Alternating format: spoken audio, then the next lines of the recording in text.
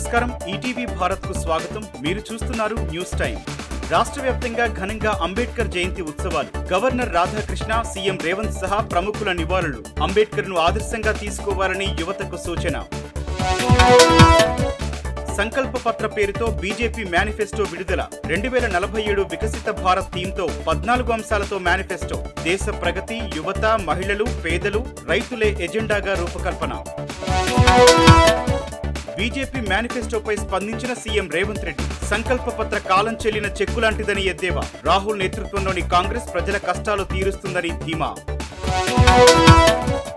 AP CM Jagan పై రాయితో దాడి. Case నమోదు చేసిన పోలీసులు. దర్యాప్తునకు 6 ప్రత్యేక బృందాల ఏర్పాటు.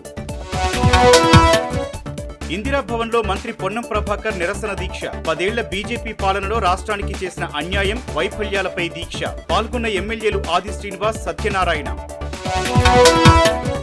రైతుల పక్షాన పోస్టు కార్డు ఉద్యమం చేస్తామన్న హరీష్ రావు. కాంగ్రెస్ వైఫల్యాలపై బీఆర్ఎస్ పోరాటం చేస్తుందని హెచ్చరిక. మంగళవారం సుల్తాన్పూర్లో కేసీఆర్ సభ ఉందంటూ వెల్లడి. మియాపూర్లో క్రికెట్ బెట్టింగ్ ముఠా అరెస్ట్. నిర్వాహకుల వద్ద నుంచి 1.96 లక్షల నగదు స్వాధీనం. 5 రోజుల వ్యవధిలో పోలీసులకు చిక్కిన రెండో గ్యాంగ్. బాలీవుడ్ నటుడు సల్మాన్ ఖాన్ ఇంటి వద్ద కాల్పుల కలకలం. 3 రౌండ్లు కాల్పులు జరిపిన గుర్తు తెలియని దుండగులు. ఘటనా స్థలానికి చేరుకొని విచారణ చేపట్టిన పోలీసులు. ఇజ్రాయెల్ పై ఇరాన్ ప్రతీకార దాడి. ఆపరేషన్ ట్రూ ప్రామిస్ పేరుతో అటాక్. 300కు పైగా డ్రోన్లు, బాలిస్టిక్ మిసైళ్లు, క్రూజ్ క్షిపణులతో వార్. ఇవి ఇప్పటివరకున్న ప్రధానాంశాలు. మరిన్ని తాజా అప్డేట్స్ కోసం www.etvbharat.com వెబ్సైట్ ను సందర్శించండి.